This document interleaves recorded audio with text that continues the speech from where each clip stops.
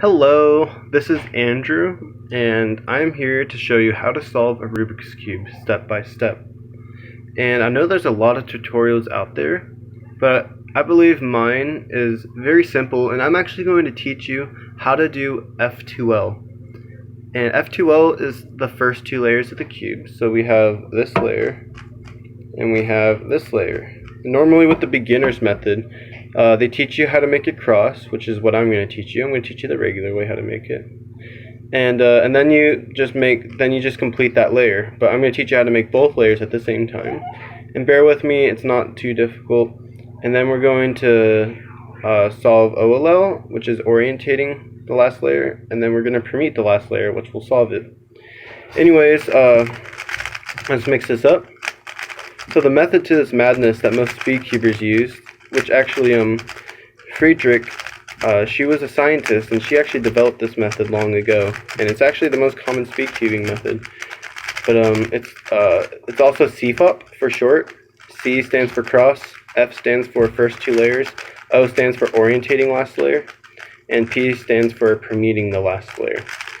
So we have a scrambled cube here, and something I want to go over is the basics. So the centers, there's 6 centers, and they don't move. Everything moves around the center. The centers will never move. And the centers will tell you which color it is. So this is the yellow side, this is the blue side, and this side, you could guess, is the red side. And blue is always opposite of green. Yellow is always opposite of white. And you could tell that they're like opposite because they're kind of similar colors. Blue is kind of like green, so they're opposite. Yellow is bright like white, and they're opposite. And orange is opposite of red. And this is important because it'll just help you, understand the cube a little bit more. Because if you're gonna if you're not sure where something is supposed to go, let's say if you have a red piece back here, or an orange piece here, you'll know the orange piece has to go over here because it's orange. And there are 12 edges. 1, 2, 3, 4, 5, 6, 7, 8, 9, 10, 11, 12. And the edges can be orientated 2 different ways. So this is the green and the yellow edge. And it belongs in a very specific spot. This green and yellow edge belongs exactly in between the green and the yellow center. So this, even though it's in between the green and the yellow center, it's not orientated correct. This is in a bad orientation. So we can get it into the right orientation by moving it down to where it connects to its green center, and then we can move it up. And see how that fits nicely? This is where this piece belongs. Every piece on the Rubik's Cube belongs in a very specific place. So yeah, it makes the cube much more simpler. I know when a lot of us were younger, we thought it was a whole bunch of different individual colors that you had to solve, and I know it's frightening, but it's really not. There's only a few pieces. There's 12 edge pieces, and then there's 8 corner pieces. 8 corner pieces, and the corner pieces can be orientated 3 different ways.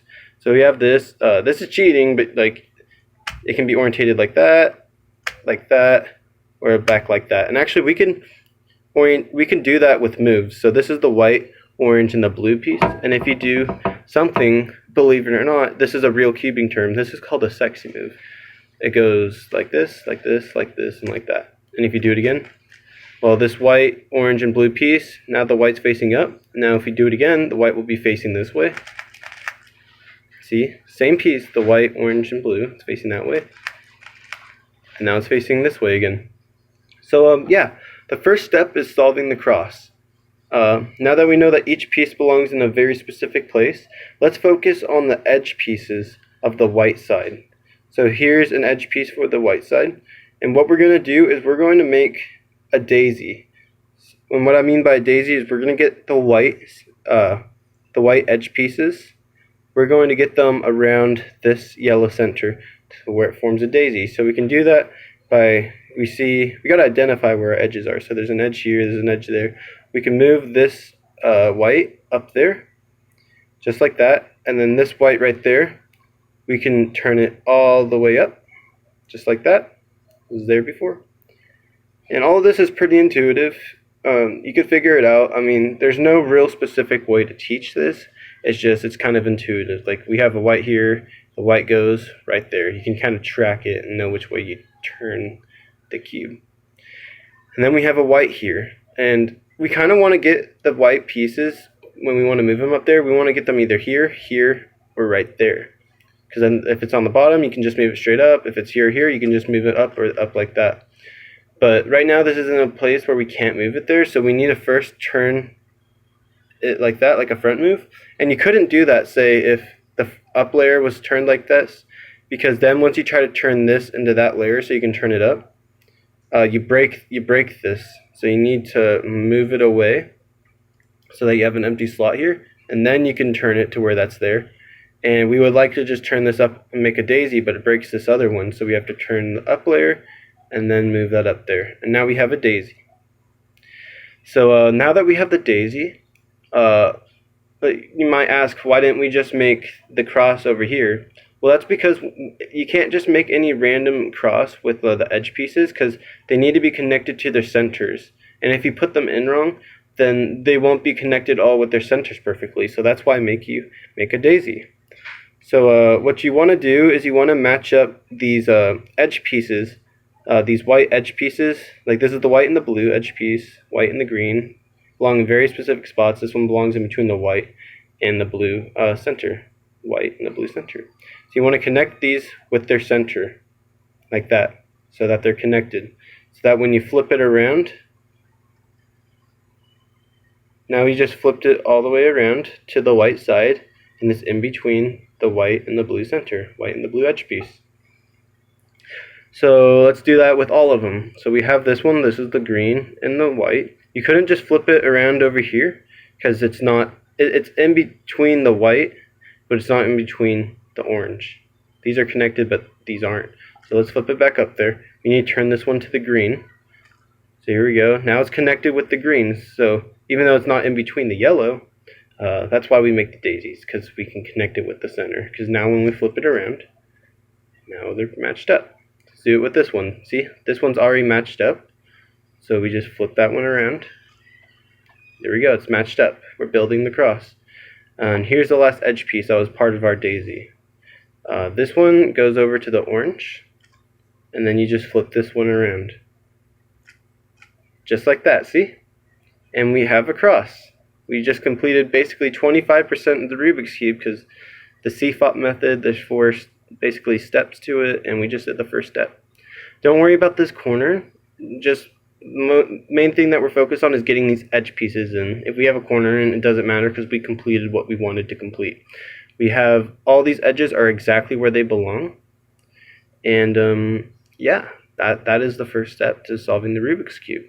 And I will go through that one more time just to show you a walkthrough. So we need to make a daisy. We want to make a cross, but first we got to make a daisy.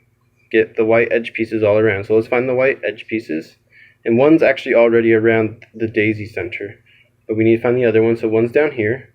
So we want to turn it up here, but this one's in the way. You don't want to break that one to get that one up there. It's pointless. So you want to move the up layer out of the way, and then we can move that one up there, since this one's out of the way now. There we go. And then we have this one. We can turn this one over here and then put it up there. So let's turn it over here, making sure that there's no white here that we break. And then we can turn this one up there. Just like that. Ta-da! And then we have this white one left, and we want to turn it into either of these two, so we can just bring it straight up. But we can't turn it like that anyway, because it breaks this one. So we need to turn the up layer around, so that there's an empty slot here, so that when we turn this to the side, it doesn't break anything. And now we have our white piece there. We could just move it up, but we got to move an empty slot up here and then move it up. Now we got the daisy. Beautiful daisy. So now we got to connect all the edge pieces with their center. So connect this one with its center right here, and just flip it around 180 degrees. So there we go, it's connected. Let's do it with this one. Now it's connected. Flip it 180 degrees. Now it's down there. This one now. Flip it 180 degrees. Now it's down there. And now this one. Turn it over to where it matches and flip it 180 degrees. Now it's down there. And we have a beautiful cross right here. All of the pieces are exactly where they belong. This is the white and the orange edge piece. Not individual colors, white and the orange edge piece, and it's in between the white and the orange center, just like every other piece. This is the basic fundamentals of solving a cube. It's getting the pieces in the right place. But as we go on, you'll understand why there's slight issues with this. But don't be discouraged, because I've taught many people how to solve cubes, and honestly, they never thought they ever could. At first glance, you might be like, oh, like, I can't learn this, or how did they learn this? But trust me, it's really not that hard. And just like with anything, if you stick with it, you will learn how to do it. So this is the first episode, maybe not episode, but just the first video of learning how to solve a Rubik's Cube with the Friedrich's method, aka CFOP. Anyways, I'm off. Good luck with solving, and I'll see you in the next video.